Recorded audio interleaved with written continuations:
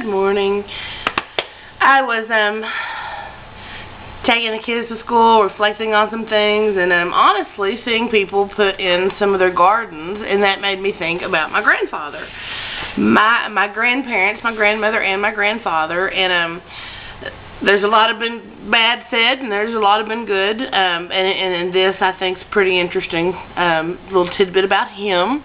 This is my mother's father.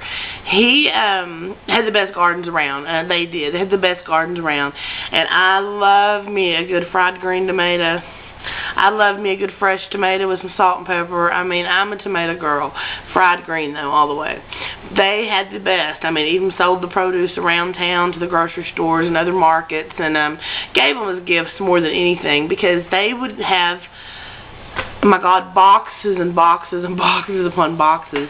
And I did not appreciate that at the time that took place. And now I very much do. It's too late to let them know that. But we just never were short of tomatoes or gourds to decorate with, or onions, or jalapenos, just whatever peppers had sparked their interest that season to try to grow. Just different things at different times. But the gardens were amazing. But knowing my grandfather, that's not a surprise. My grandfather could fix anything in the world. He could grow anything in the world. He could train an animal, any animal, to do anything in the world, and these are examples. First of all, there is a plant that grows, and when it grows, it smells like rotting, dying, dead flesh. Well, my grandfather had one of these for years. I mean, for years, my grandparents had one of these. And we made fun of it, and all the neighbors made fun of it, blah, blah, blah. Well, this is a little bitty East Texas town with probably 2,000 people, and all of them were leaving. I mean, I graduated in a class of like 20, you know, I don't know, but not very many. And then you find out that plant is supposed to be rare, and people are looking for it, and it's like people are going crazy about one that was found, you know, 5 years ago, and it's like, no, I can take you to one right now, you know, or could have. Probably could if things weren't so screwy. I'm sure it's there since it's rained finally, but just even exotic plants. He had. Every animal in that neighborhood loved him. He had a way with the squirrels. Just the squirrels in the damn yard. He would build houses and nests and places for them. I was going to say condominiums, because he could probably put several in there. Squirrels. And they knew they were for him. And he supplied food when he didn't think there was enough nuts out for them. And he became friends. And he could literally go out into the yard and do all his little stuff. And these squirrels would come from everywhere and sit there and let them eat out of his hand.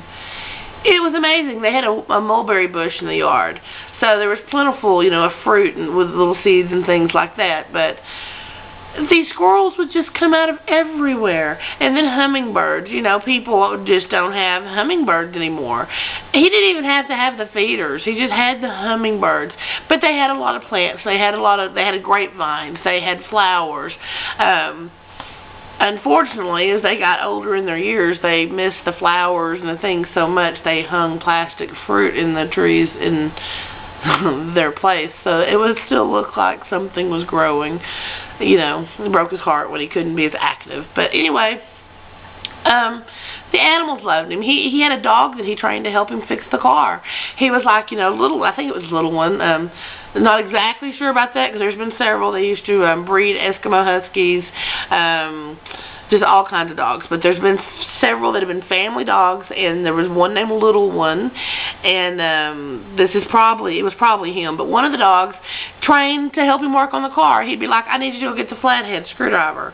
Well, he had done taught the dog the flathead screwdriver, you know, either by the handle or whatever, and means that he did, and he would bring him back the appropriate one. I need the socket wrench. I need the little hammer. I need the bristle brush. I need wire. And he would have the toolbox laid out, and he could be underneath the car working and sending the dog back and forth to fetch the things.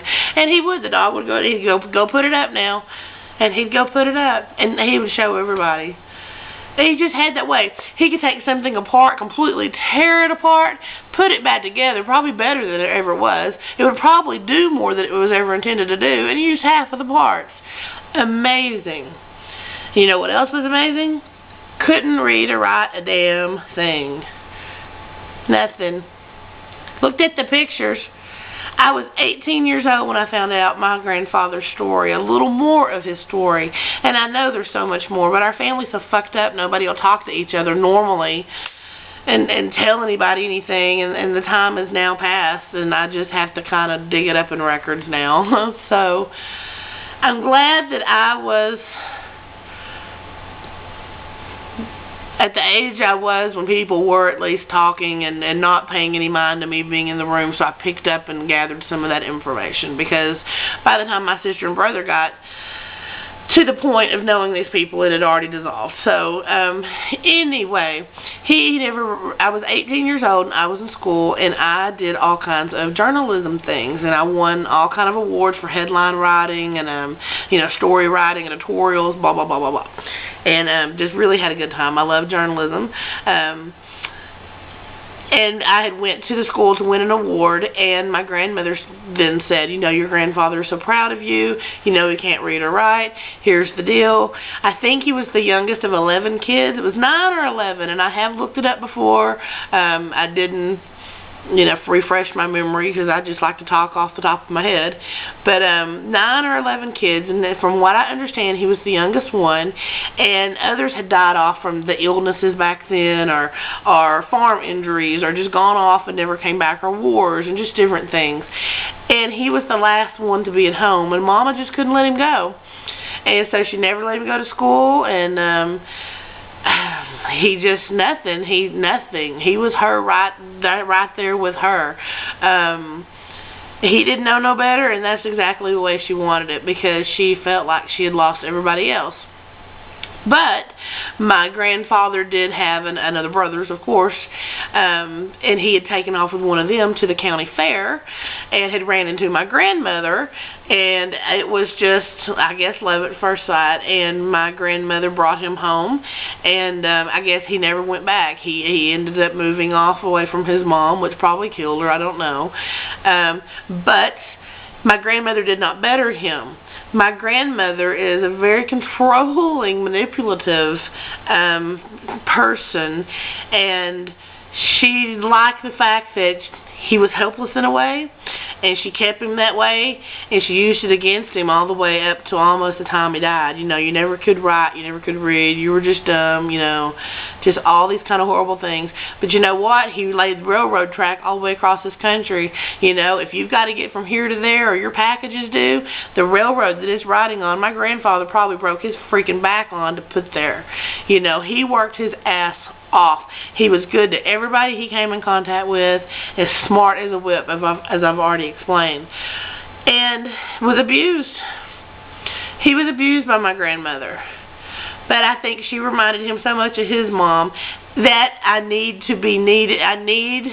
a woman in control situation had already been established by his mother for so long that by the time my grandmother and her situation came along, he just substituted one for another, and one he could have sex with. And my grandmother was hot. She was a beautiful, beautiful woman, and great in her own ways. We'll have her own video, but this is his. And he was an awesome man.